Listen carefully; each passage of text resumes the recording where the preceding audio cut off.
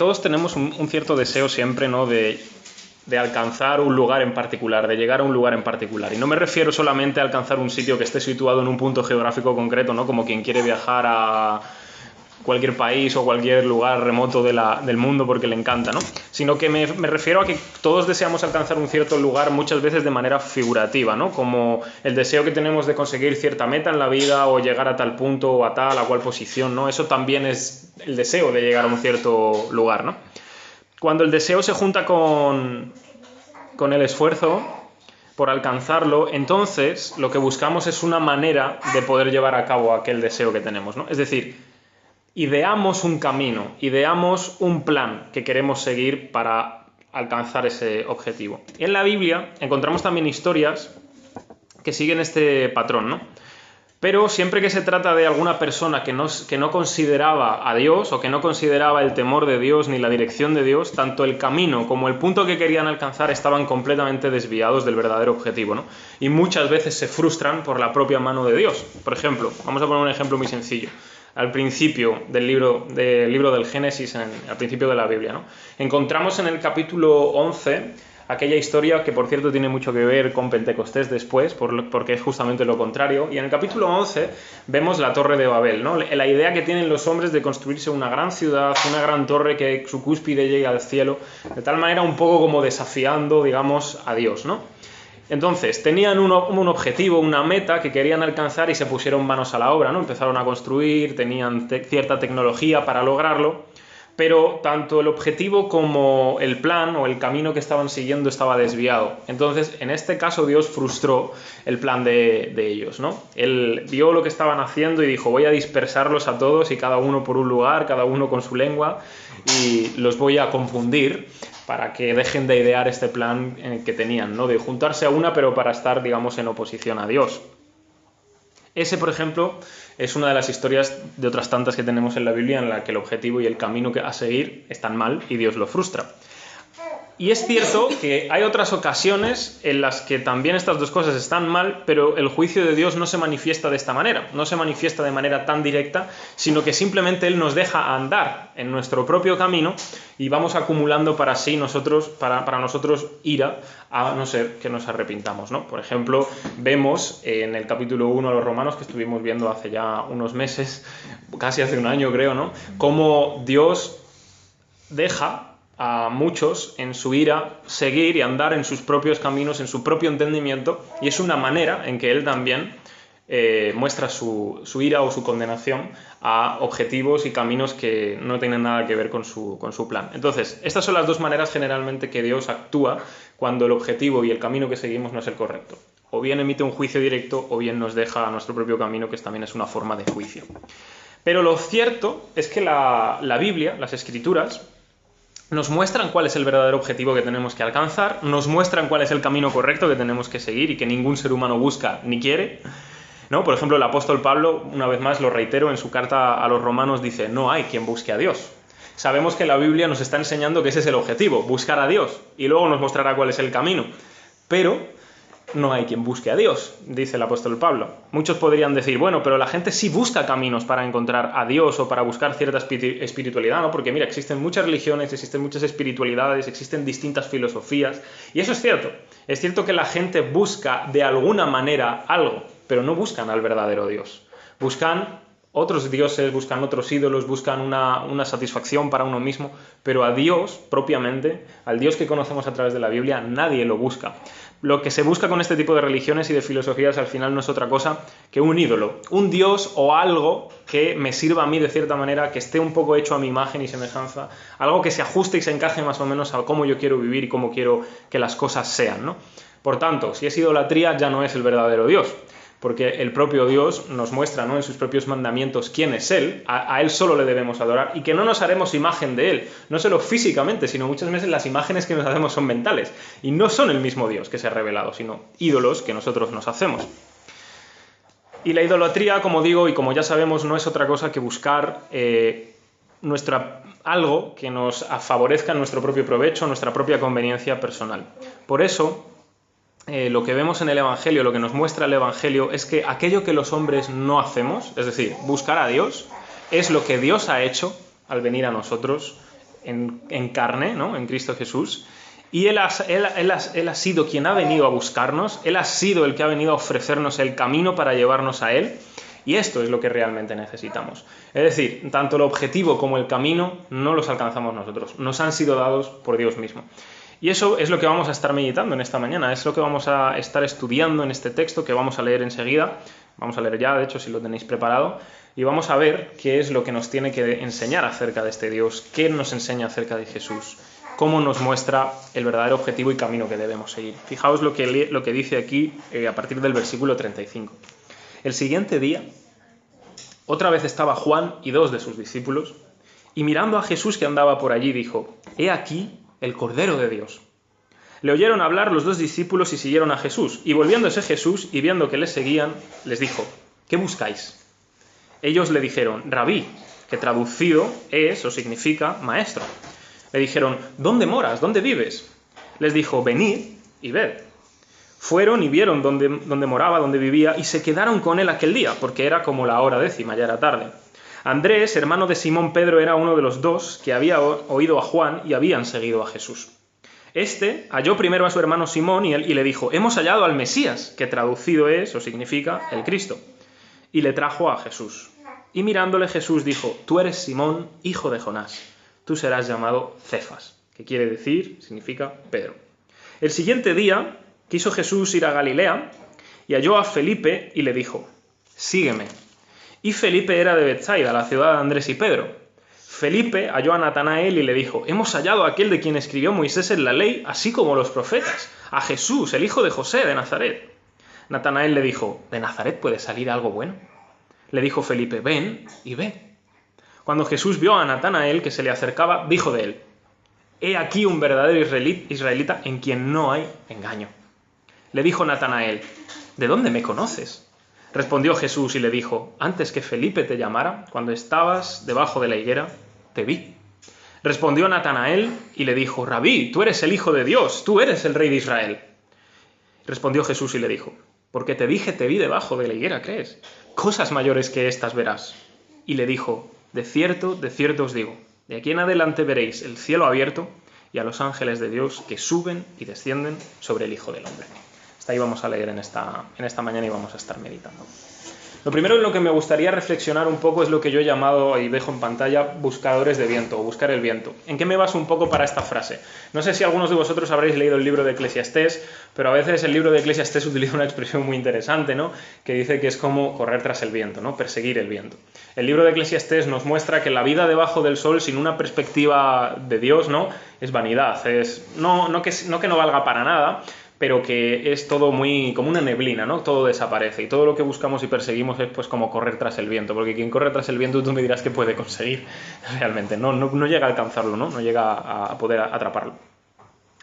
¿Y por qué he querido titular este primer punto de reflexión buscadores de viento? Bueno, en primer lugar, porque en todo este texto que hemos leído hay ciertos aspectos que vemos, ¿no? de seguimiento, de búsqueda o de llamamiento, porque al final estamos hablando de los primeros discípulos, ¿no? Que empiezan a seguir a Jesús. Pero nosotros sabemos por las Escrituras que nosotros no buscamos a Jesús si Él no toma antes la iniciativa. Es decir, no existe nadie, por más que nos intentemos engañar de no, si yo estoy buscando a Jesús, nadie lo quiere buscar realmente, nadie quiere acercarse a Él, nadie lo anhela, nadie le desea, nadie lo ama así de buenas a primeras. Más bien, lo que nos dice las Escrituras, lo que nos dice la Biblia es que somos contrarios, somos enemigos, no le deseamos, le desechamos, le despreciamos. El propio profeta Isaías, ¿no? En su profecía es lo que dice: lo tuvimos por herido, por azotado de Dios, por abatido, le despreciamos, no le tuvimos en cuenta, no le consideramos. Esto es realmente lo que ha sucedido y lo que sucede siempre cuando se trata de Jesús, ¿no? Pero entonces, claro, uno se podría explicar, pero es que, fíjate, aquí cuando Jesús ve que estos 2 discípulos de Juan le están siguiendo, dice: ¿qué buscáis? Entonces están buscando, ¿no? Ya, claro, pero la cosa está... ¿Qué están buscando? Porque fijaos que realmente Jesús no les pregunta: ¿me estáis buscando? No, eso no es lo que le pregunta, le dice: ¿qué buscáis? ¿Qué es lo que estáis pretendiendo alcanzar? ¿Hacia dónde estáis yendo, no? Porque por algún motivo me estáis empezando a seguir. Ahora, os digo una cosa, si os fijáis, realmente, si de verdad están buscando a Jesús, y creo que lo están haciendo, no ha sido porque a ellos les ha salido de repente de su corazón noble y de oro seguir a Jesús, sino que Juan el Bautista les ha predicado ya por segunda vez lo mismo, por cierto, porque el día anterior les dijo, he aquí el Cordero de Dios que quita el pecado del mundo, y ahora vuelve a predicar lo mismo, he aquí el Cordero de Dios. Entonces, ellos ya han escuchado algo, les ha interesado, ha habido un llamamiento por parte de Dios a través de la predicación de Juan, y entonces han empezado a seguir, ¿no? Pero lo que vemos es que no son ellos los que toman la iniciativa. Más bien, la propia predicación de la palabra, que en este caso es por la boca de Juan, está llamando a estos dos discípulos, igual que nos llama cualquiera de nosotros por la predicación de la palabra. Ahora, mi siguiente pregunta es para todos vosotros y para mí también. ¿Qué es lo que pretendemos buscar en Jesús? Es decir, ¿qué nos interesa realmente de Jesús, de su persona? Porque si os recordáis, en los evangelios muchas veces encontramos personas que seguían a Jesús, pero por otras motivaciones, ¿no? Y Jesús los reprende. Jesús les dice, bueno, vosotros me estáis siguiendo porque os he dado de comer, porque os he dado de beber, porque os he dado cosas que necesitáis, sí, está bien, pero hay mucho más realmente. Entonces, ¿por qué me buscáis? ¿Qué es lo que queréis, no? Entonces yo creo que un poco esta pregunta también es para nosotros, no solo para estos discípulos. ¿Qué buscáis? ¿Qué es lo que estás buscando de Jesús? Porque una vez que somos creyentes, aunque no os lo parezca, a lo mejor digo una locura ahora mismo, creo que no. Aun cuando somos creyentes, a veces nos desviamos de la verdadera búsqueda. Y no buscamos a Jesús, buscamos otras cosas y usamos a Jesús como medio. Queremos esto, queremos lo otro, queremos que esto sea para mi vida, queremos que esto no lo sea, no sé qué. Entonces Jesús es como una herramienta. Y Jesús nunca se va a dejar ser una herramienta nuestra. Jesús quiere que lo busquemos a Él solamente, que estemos con Él. En este caso, a mí me encantaría poder ser estos dos discípulos, ¿verdad? Porque dice que se quedaron allí con Él, porque lo que querían ver era dónde vivía. Querían, digamos, pasar tiempo realmente con Él, porque no va a ver simplemente dónde vive, qué casa más bonita, si es que tuviera alguna casa bonita Jesús en aquel entonces, ¿no? No era eso lo que estaban buscando, querían estar con Él. Y como era tarde, se quedaron con Él. Esto debió ser maravilloso, ¿no? Ahora el principio ahí, estos dos discípulos, Jesús en su casa o donde fuera que viviera, ¿no? Quién sabe, a lo mejor vivía en las afueras, en cualquier lugar por ahí. La cosa es que se quedaron con Él y estuvieron hablando, estuvieron conversando, lo que fuera, ¿no? Y la cosa es que desde ahí comenzaron a seguirle, porque luego vemos cómo Andrés, en este caso, empezará a llamar a su hermano, pero bueno, eso lo veremos ahora, ¿no? Otra cosa que me interesaba del texto, que está un poquito más adelante, vamos a ir viendo varias cosas del texto, es la respuesta de Natanael después. Si os fijáis, cuando Felipe va a por Natanael y le encuentra, ¿no? Y le dice, oye, que hemos hallado aquel de quien hablaba Moisés, de quien hablaban los profetas, ¿no? O sea, del Mesías, y es Jesús, el hijo de José de Nazaret. Entonces, automáticamente la respuesta de Natanael es, pero de Nazaret puede salir algo bueno, ¿no? Como ya con su rivalidad y su sospecha. Claro, eran ciudades un poco contrarias, digamos, y esto pasa como pasa hoy día con pueblos contrarios y ciudades contrarias. Bueno, le tienes en poca estima, ¿no? Todo lo que pueda venir de allí, todo lo que sea de allí, fuera. Un poco le pasaba esto a Natanael, pero de Nazaret puede salir algo realmente provechoso y bueno, algo que yo me pueda fiar. ¿Cómo puede ser que el Mesías, y se ve que hablaba Moisés y los profetas, viene de allí, ¿no? Entonces, por un lado es la rivalidad, ¿no? Que tenían esas dos ciudades, por otro lado es ese prejuicio que Natanael tenía y que nosotros también tenemos.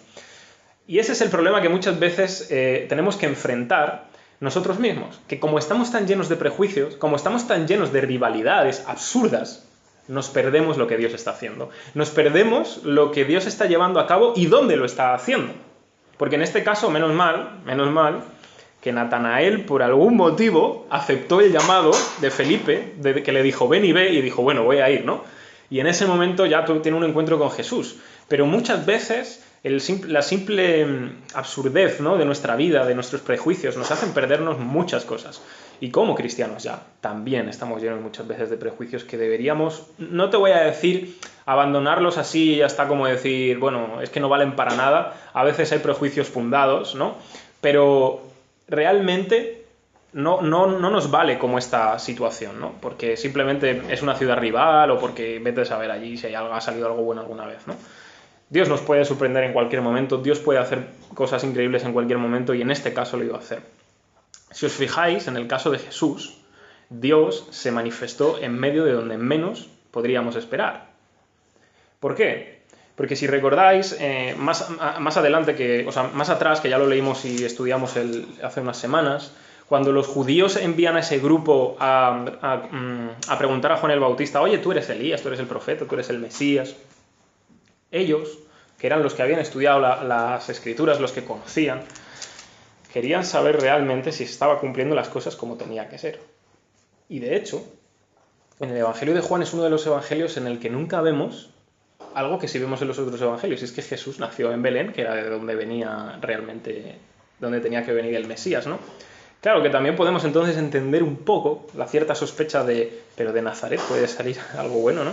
Lo que pasa que esa rivalidad, ese prejuicio y encima nuestro desconocimiento e ignorancia nos hace perder lo que Dios está haciendo. Y en este caso, Dios se estaba manifestando por medio de su Mesías, en medio de una ciudad, un pueblucho más bien, ¿no?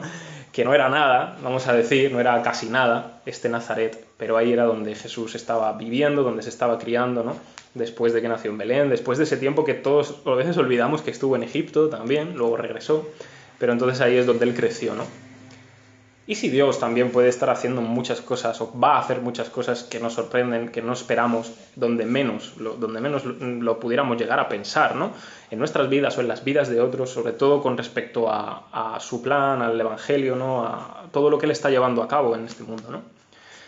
Ahora, Natanael, si ya de por sí va con su rivalidad, su prejuicio y su ignorancia, no te lo pierdas, porque ahora cuando Jesús llega le dice, oye, mira, aquí un verdadero israelita en quien no hay engaño, ¿no? Lo que está un poco de fondo aquí en esta expresión de Jesús es el capítulo 28 de Génesis, que lo leeremos ahora, ¿no? Si recordáis, Jacob era un engañador, ¿no? Por excelencia. Y después, digamos que ese carácter engañoso, un poco como que fue llegando a sus descendientes, de tal manera que un poco generalmente había como esa especie de prejuicio o carácter de que todo israelita tenía un poco ese carácter de Jacob engañoso, ¿no? Pero aquí Jesús, sin embargo, lo que está diciendo es, oye, aquí hay un verdadero israelita en quien no hay engaño. Y no te lo pierdas, en vez de Natanael, yo qué sé, darse un poquito de aire de humildad, de decir, bueno, no te pases, Señor, que tampoco soy para tanto. Dice, ¿de dónde me conoces? Como diciendo, ¿cómo sabes tú de mí, no? ¿Cómo sabes que yo soy este hombre? Veo aquí que Jesús es bastante paciente, ¿no? Con nuestra falta de humildad, con la de Natanael y con la nuestra, porque desde luego que nosotros somos para echar de comer aparte. Natanael simplemente es una imagen de nosotros, de alguna manera, en otros aspectos o en el mismo aspecto, ¿no? Pero curiosamente, ¿verdad? ¿De dónde me conoces? Anda que dice cualquier otra cosa. Qué paciente es Jesús con nosotros. Qué paciente es que encima de que no le buscamos, encima que lo despreciamos, encima que ni pensamos en él demasiado, encima cuando él viene a por nosotros, cuando él va por nosotros y todavía seguimos ahí con él, sigue siendo paciente con nosotros, sigue teniendo bastante amor para soportar lo que somos, ¿no? Ahora bien, una última cosa que quisiera hablar de este punto es que no solo debemos conocer a Jesús, Jesús tiene que conocernos a nosotros. Porque si os fijáis, en este momento Natanael le dice, ¿de dónde me conoces? Y Jesús le responde y dice, antes de que Felipe te llamara, cuando estabas debajo de la higuera, te vi. ¿Qué significa estar debajo de la higuera y todo eso? Pues los comentaristas bíblicos están pegando todavía para saber qué es lo que significa. Pero bueno, algunos dicen que podría estar a lo mejor él meditando, orando, pensando, vete a saber en qué, o lo mismo, no. Simplemente sabemos que esto es una señal clara que Jesús conoce a Natanael y le está mostrando algo de él para que él se abra a Jesús, ¿no? Pero si os fijáis es, ¿de dónde me conoces? ¿No? ¿De dónde me conoces, Jesús? Y Jesús no dice, no, si es que no te conozco, no. Jesús le dice, yo te vi, sé dónde estabas, sé lo que estabas haciendo. Y a mí hay un texto, sobre todo está en el Evangelio de Mateo, no lo leeremos ahora, pero siempre me aterraba y siempre todavía tiene cierto punto de terror para mí, ¿no? Que es cuando Jesús está diciendo a sus discípulos y a la gente con la que está hablando, ¿no? Oye, en aquel día muchos diréis, pero no hicimos milagros en tu nombre, y no sé qué, y no sé cuánto, todo en tu nombre. Y entonces os diré, apartaos de mí, nunca os conocí. Por tanto, esto es algo importante dentro de lo que tiene que ver con el Evangelio. No solo es que nosotros conozcamos a Dios en Jesús, no es solo que conozcamos a Jesús y en Él podamos ver quién es el Padre, sino que Él nos tiene que conocer a nosotros. Claro, esto no significa pues su omnisciencia, ¿no? Que Él conoce todas las cosas, sino que nos ha de conocer íntimamente. ¿Cómo nos puede conocer Jesús íntimamente? Pues solamente podemos entregarnos a Él, completa fe, rendirnos a Él, darle toda nuestra vida. Es decir, ser completamente desnudos y abiertos para Él, para que Él también nos conozca en ese sentido íntimo, ¿no? Es decir, que tenga una relación con nosotros y nosotros con Él. Eso es lo que significa conocer a Jesús y que Él nos conozca a nosotros. Que la relación es mutua. No simplemente sé algo acerca de este Jesús. Me han contado algo y hasta incluso, bueno, uso su nombre como una especie de cosa mágica, ¿no? Para ver si así sano a alguien o yo qué sé, o consigo adeptos. No, es una relación con Él lo que verdaderamente Él está buscando. Ahora bien, si nosotros buscamos el viento y por tanto no buscamos de verdad a Dios, no buscamos de verdad a Jesús, ¿quién nos busca? Evidentemente es Dios mismo, ¿no? Por eso vamos a hablar de este buscador celestial, como lo he querido llamar. Si os fijáis, el seguimiento de Jesús en este texto llega de varias maneras. Y esto es una cosa que tenemos que tener en cuenta en nuestra vida y en la vida de quien sea, de aquellos a los que prediquemos el Evangelio o que conozcamos. El seguimiento de Jesús nos puede llegar de maneras muy diferentes. Nos puede llegar de manera directa, nos puede llegar por medio de otros, pero siempre es un llamamiento divino a seguir a Jesús. Por ejemplo, fijaos, en el caso de la predicación de Juan el Bautista, ¿no? Es un seguimiento, un llamado al seguimiento a través de la palabra, ¿no? No tiene nada que ver, pero me refiero, no es un llamado directo de Jesús como tal, es a través de una predicación, pero es un llamamiento divino. Luego, sin embargo, encontramos a que Andrés le predica a su hermano Simón, e igual, es una especie de predicación, aunque es de otro estilo, ¿no? Es como, yo le doy testimonio a los míos, a los que están cerca de mí, a mi casa, a mi familia. Y luego, más adelante, cuando Jesús va a Galilea y encuentra a Felipe, directamente le dice, sígueme. Es decir, hay diferentes tipos o maneras en las que Jesús nos llama a seguirle. Pero sea como sea, siempre es un llamamiento suyo. Una cosa interesante que sí quisiera rescatar de nuestro texto, y esto es para que intentemos hacer el esfuerzo o el ejercicio de hacerlo siempre, es que todas las Escrituras, toda la Biblia, desde el principio hasta el final, hablan de Jesús.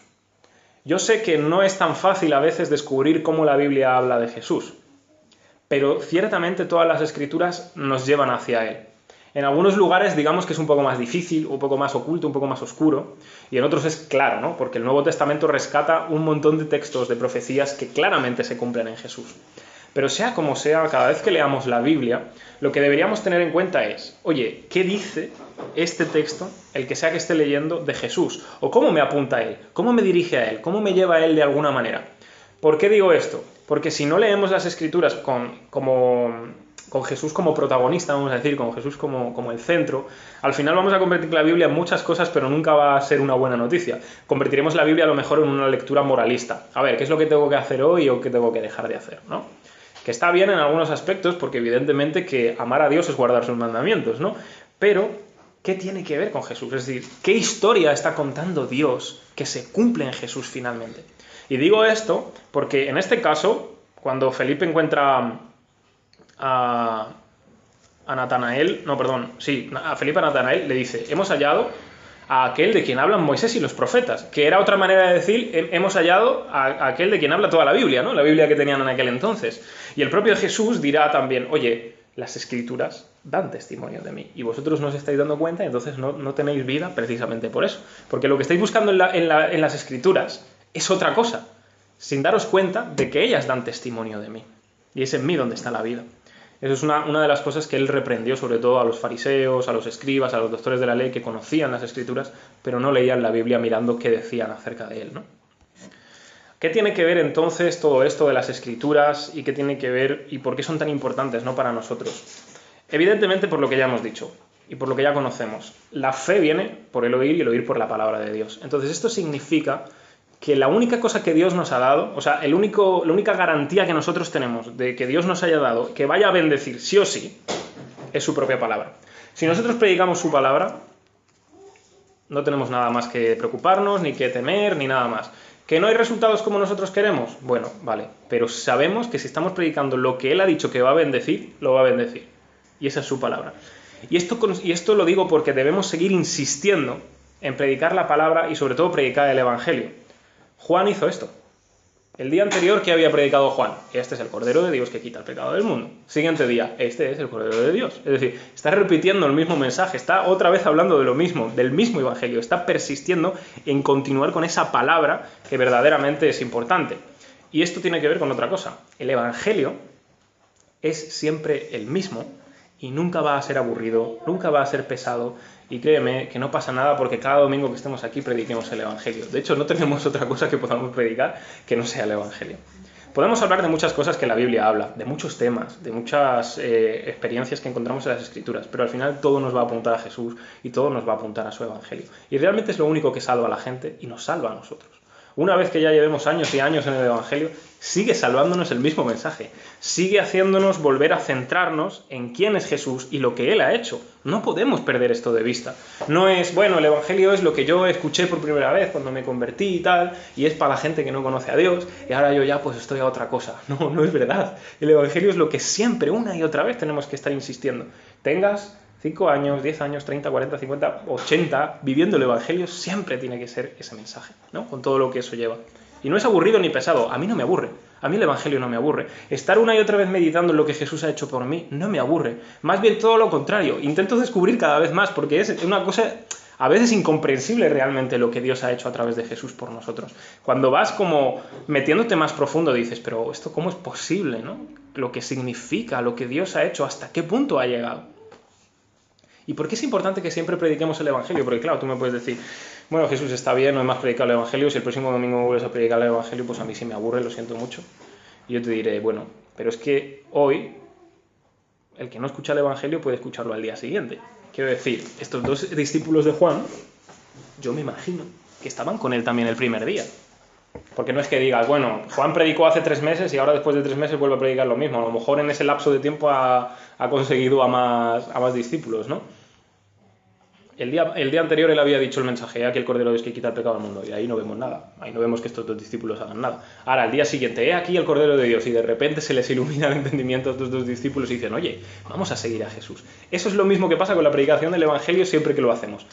Tú hoy lo predicas, les entra por este oído, les sale por el otro, al día siguiente les vuelve a hacer lo mismo, pero a lo mejor al día siguiente le predicas y son iluminados, o otra persona les predica el Evangelio y son iluminados, ¿no? Entonces es importante predicar el Evangelio constantemente por este motivo. ¿A qué nos llama el Evangelio realmente y por qué es la manera en que Dios nos busca? El Evangelio nos llama en primer lugar a tener fe. Hay gente que dice, es que yo no puedo tener fe, porque yo necesito pruebas, ¿no? Necesito ver algo, necesito que se me demuestre algo. Sin embargo, no se dan cuenta que el Evangelio no nos llama en primer lugar a ver cosas, aunque se pueden ver cosas, sino que el Evangelio nos llama en primer lugar a tener fe, ¿no? Es decir, cree y verás, en vez de ve y cree.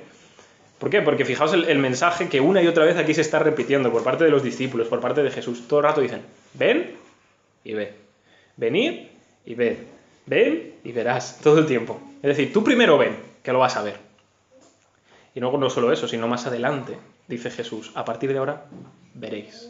Entonces, la cosa está en eso, que cuando nosotros venimos por la fe a Él, realmente es después, cuando viene todo lo que podemos llegar a ver. Y muchas otras cosas mayores que esta veréis, dice Jesús, ¿no? Finalmente el Evangelio se trata de una persona, se trata de Jesús, se trata de desear conocerle a Él, pero no quedarnos solamente nosotros con Él, sino compartirlo con otros, ¿no? En este caso, por ejemplo, encontramos a Andrés, que dice, oye, yo voy a compartir esto ¿con quién? Pues con el primero que tengo en mi camino, con mi propio hermano, ¿no? Con Simón Pedro. Y él va y, oye, ven y ve y descubre esto, ¿no? Y ya una vez Pedro viene y, bueno, todo lo que vemos allí, ¿verdad? Cómo le cambia el nombre, etc, etc. La cosa es que el Evangelio no es meramente un cuerpo de doctrina que nosotros decimos, toma la bola, apréndetela de memoria y entonces serás un buen cristiano. Sí hay doctrina, sí hay ciertas proposiciones que tenemos que considerar como doctrina, ¿verdad? Pero recordemos que es una persona y que es lo que acabamos de decir. Tenemos que conocerle a Él nos tiene que conocer a nosotros, tiene que ser una relación y nosotros, cuando compartimos con los demás el Evangelio, lo que estamos haciendo es, oye, ven a conocer a este que yo conozco. Ven a conocer a esta persona que es maravillosa, no tiene nada que ver con otra persona que tú conozcas en este mundo. Ven y ve realmente lo que esto significa. En último lugar, lo que Jesús les dice a estos sus primeros discípulos, ¿no? Cuando Natanael dice, oye, Rabí, tú eres el Hijo de Dios, el Rey de Israel, porque le vio debajo de la higuera, ¿no? Entonces Jesús dice, oye, porque te vi debajo de la higuera, ¿crees? Mayores cosas que estas vas a ver. Y de hecho dice, os digo que de aquí en adelante veréis el cielo abierto y los ángeles de Dios que suben y descienden del Hijo del Hombre. ¿Qué nos enseña esto? En primer lugar, que lo más mínimo que haga Jesús ya es suficiente para creer. Pero aún así, Él hace mayores cosas. Él sigue haciendo cosas todavía más sorprendentes que todavía nos llevan a asombrarnos más de Él, a sorprendernos todavía más de Él. Y en el caso de Natanael es evidente, porque aquí Jesús ha comenzado tan siquiera un poco su ministerio. Lo único que le ha dicho a Natanael es: yo te vi debajo de la higuera. Y Natanael ya ha soltado: Rabí, tú eres el Hijo de Dios, el Rey de Israel. Oye, que está bien, ¿eh? Pero dice: mayores cosas que estas verás. Solo hace falta ver el resto del Evangelio para descubrir cuántas cosas mayores va a haber Natanael, ¿no? Sin ir más lejos, el siguiente capítulo, su primera señal, su primer milagro en las bodas de Caná, que lo veremos, ya es bastante más sorprendente que te vi debajo de la higuera, ¿no? Así que tengamos esto en cuenta. Cualquier cosa que Jesús haga, cualquier cosa, aunque sea lo más mínimo, es suficiente para creer en Él. Pero Él es tan bueno, Él es tan misericordioso que todavía hace mayores cosas. Esto nos lleva a entender también una cosa que es importante. Lo que hemos visto hasta ahora de Jesús es poco en comparación con lo que vamos a llegar a ver de Él. Ya sea en esta vida, pero sobre todo en la eternidad. Recordad lo que dice el apóstol Juan en su carta. Dice que un día lo vamos a ver tal como Él es. Y seremos semejantes a Él, porque lo vamos a ver igual, o sea, como Él es. Y esto es importante que lo tengamos en cuenta, porque quizás ahora, pues eso, vemos un poco a Jesús, como que decía Job, de oídas, ¿no? Te había oído. Pero un día dirán: mis ojos te ven.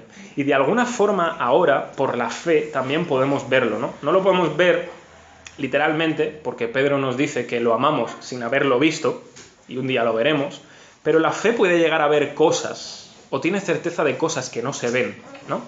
Y en este caso, con respecto a Jesús, ¿cómo podemos ver más de Él? La única manera que tenemos, a no ser que Dios decida mostrarnos una visión celestial de Jesús y caer como muerto a sus pies, la única manera que tenemos es por su propia palabra.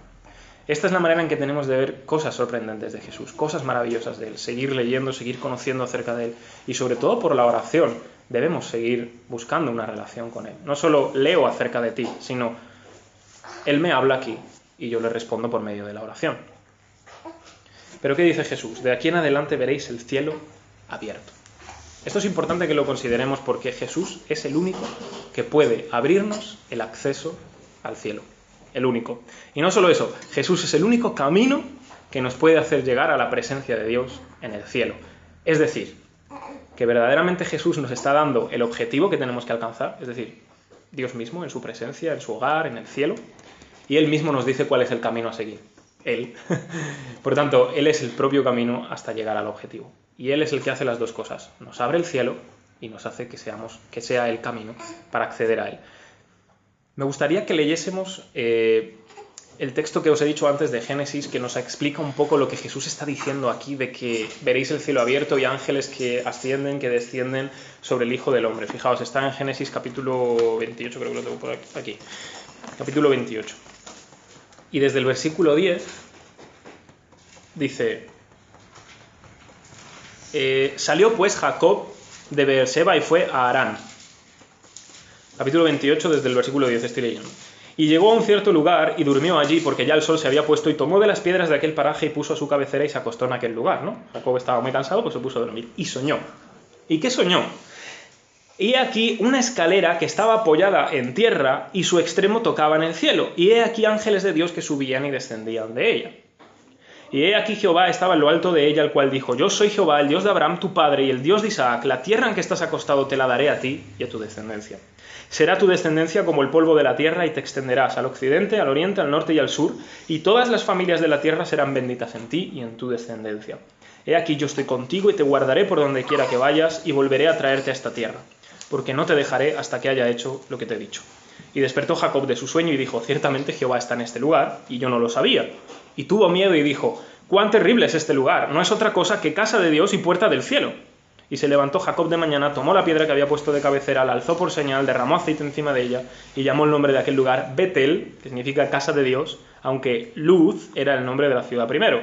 E hizo Jacob voto diciendo: si va Dios conmigo y me guarda en este viaje en que voy, me da pan para comer y vestido para vestir, si vuelvo en paz a casa de mi padre, el Señor será mi Dios. Y esta piedra que he puesto por señal será casa de Dios, y de todo lo que me dé, el diezmo apartaré para ti.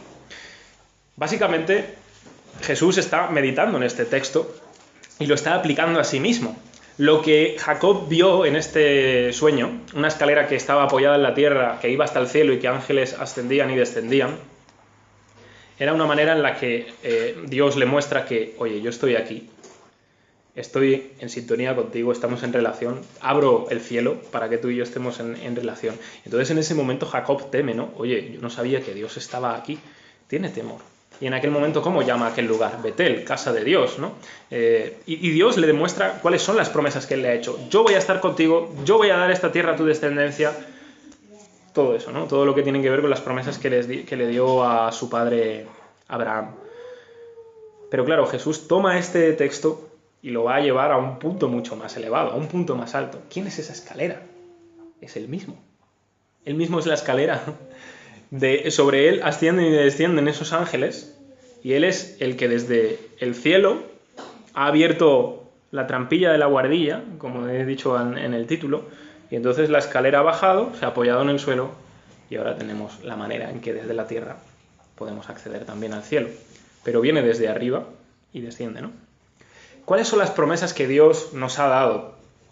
Estas promesas que Dios le dio a Abraham se cumplen en Jesús, entonces quiere decir que estas promesas desde luego son nuestras, ¿no? Y Jesús es claro, bienaventurados los mansos, ¿no? Porque ellos van a recibir la tierra por heredad. Y nosotros recibiremos la tierra, ya no solo la tierra prometida, sino la tierra entera. También Él ha prometido estar con nosotros todos los días. Él ha prometido que vamos a estar en su propia casa. Y por tanto la promesa que Dios nos da en Cristo Jesús, que es suprema, es que nos ha dado la vida eterna. Es gracias a esa promesa que realmente tiene sentido, ¿no?, para nosotros, que a través de Él y de ese camino que Él ha abierto podamos llegar al cielo. No significa otra cosa que Dios nos haya dado la vida eterna, sino que vamos a estar con Él, que vamos a estar en su presencia, que vamos a estar en su casa, ¿no? Si Jacob encontró Betel, la casa de Dios, nosotros verdaderamente vamos a estar en la casa de Dios porque Jesús nos está llevando hacia allí. Quiero leer un último texto con vosotros que está aquí en el Evangelio de Juan, en Juan capítulo 14. Y tiene que ver con todo esto que estamos meditando en esta mañana. Para terminar vamos a reflexionar en él. Y en el capítulo 14, fijaos lo que Jesús está diciéndole a sus discípulos. No se turbe vuestro corazón. Creéis en Dios, creed también en mí. En la casa de mi Padre hay muchas moradas. Si así no fuera, yo os lo hubiera dicho. Voy pues a preparar lugar para vosotros. Y si me voy y os preparo lugar, vendré otra vez y os tomaré a mí mismo para que donde yo estoy, vosotros también estéis. Y sabéis a dónde voy y sabéis el camino. Le dijo Tomás, Señor, no sabemos a dónde vas. ¿Cómo pues podemos saber el camino? Jesús le dijo, yo soy el camino, y la verdad, y la vida. Nadie viene al Padre sino por mí. Si me conocieseis, también a mi Padre conoceríais, y desde ahora le conocéis y le habéis visto. Felipe le dijo, Señor, muéstranos al Padre y nos basta. Jesús le dijo, tanto tiempo hace que estoy con vosotros y no me has conocido, Felipe. El que me ha visto a mí, ha visto al Padre. ¿Cómo pues dices tú, muéstranos el Padre? ¿No crees que yo soy el Padre y el Padre en mí? Las palabras que yo os hablo no las hablo por mi propia cuenta, sino que el Padre que mora en mí, Él hace las obras. Creedme que yo soy en el Padre y el Padre en mí. De otra manera, creedme por las mismas obras. De cierto os digo, el que en mí cree, las obras que yo hago, Él las hará también, y aún mayores hará, porque yo voy al Padre. Y todo lo que pidáis al Padre en mi nombre lo haré, para que el Padre sea glorificado en el Hijo. Si algo pedís en mi nombre, yo lo haré. Vamos a seguir leyendo el texto porque tiene que ver con el día de hoy de Pentecostés. Dice, si me amáis, guardad mis mandamientos, y yo rogaré al Padre y os daré otro consolador, para que esté con vosotros para siempre, el Espíritu de verdad, al cual el mundo no puede recibir, porque no le ve ni le conoce, pero vosotros le conocéis, porque mora con vosotros y estará en vosotros. No os dejaré huérfanos, vendré a vosotros, todavía un poco y el mundo no me verá más, pero vosotros me veréis, porque yo vivo, vosotros también viviréis. Básicamente, en el Evangelio de Juan, Jesús está diciendo, o cómo se está refiriendo a la cruz, es de una manera muy diferente al resto de los otros evangelios. Él dice, yo voy a mi Padre. Voy a mi Padre. Y eso significa pasar antes por la cruz. De hecho, en el capítulo anterior, en el versículo 31, dice, ahora es glorificado el Hijo del Hombre y Dios es glorificado en él. Para Juan, la cruz es gloria. En ese momento se va a demostrar toda la gloria de Dios en su esplendor. ¿Por qué se va a demostrar la gloria de Dios en su esplendor? Porque es en ese momento en el que Dios va a hacer lo que nosotros no podemos hacer, ni podemos buscar, ni queremos buscar. Abrir un camino para nosotros. Un camino que va directo hacia Él. ¿Y cómo lo hará? En la cruz. En la cruz Él se entregará en propiciación por nuestros pecados. Él morirá por nuestros pecados. Él sufrirá y padecerá hasta el último de las consecuencias, el castigo y la ira divina. Pero después de haber hecho esto, Él irá al Padre. Y si va al Padre, dice, os voy a preparar una morada para vosotros. Eso quiere decir que después de la cruz, Jesús se levanta, Jesús resucita, se va a su Padre. ¿Y cuál es la misión y el encargo que tiene allí? Estoy preparando un lugar para vosotros. Pero para que sepáis que no os dejo solos, para que sepáis que verdaderamente yo voy a venir a por vosotros y que tenéis la garantía total de que voy a volver, os voy a dar la promesa de mi Padre. ¿Cuál es la promesa de su Padre? El Espíritu Santo. Él va a vivir en vosotros, Él os va a guiar, Él os va a transformar. Es mi espíritu. Y si es mi espíritu, entonces eso quiere decir que es mi garantía de que voy a regresar a por vosotros un día y vais a estar conmigo y donde yo estoy vosotros vais a estar. Y como yo vivo, vosotros también vais a vivir. Esa es la promesa que Jesús está haciendo. Voy a venir a por vosotros. Y es lo que recordamos también un día como hoy en Pentecostés, que Jesús ha cumplido su promesa, que Él ha derramado su espíritu sobre los suyos y que sobre todos aquellos que creen Él derrama su espíritu, su vida, para que seamos suyos para siempre. Jesús nos está preparando un lugar en la casa de su Padre. Y podemos ir a la casa de su Padre solo por una razón. Él es el camino. Él es la escalera que desde la tierra sube hasta el cielo y nosotros podemos acceder a esa presencia. Porque Él ha quitado todo lo que nos impedía a nosotros poder acceder a la presencia de Dios. Nuestro propio mal, nuestro propio pecado, nuestra ruina realmente moral. Y no solo eso, también ha destruido al diablo. También ha destruido al acusador que constantemente estaba ahí delante de Dios. Oye, mira, ha pecado, no se merece estar en el cielo. Sin embargo, Jesús en la cruz ha destruido todas estas cosas y ahora por fin la trampilla de la buhardilla del cielo se ha abierto y se ha quedado abierta para siempre si de verdad ponemos nuestra fe en Él. Dicho esto, entonces, me gustaría que le pidamos a Dios y le agradezcamos también por lo que Él ha hecho por Jesús en la cruz, por el Espíritu que nos ha dado.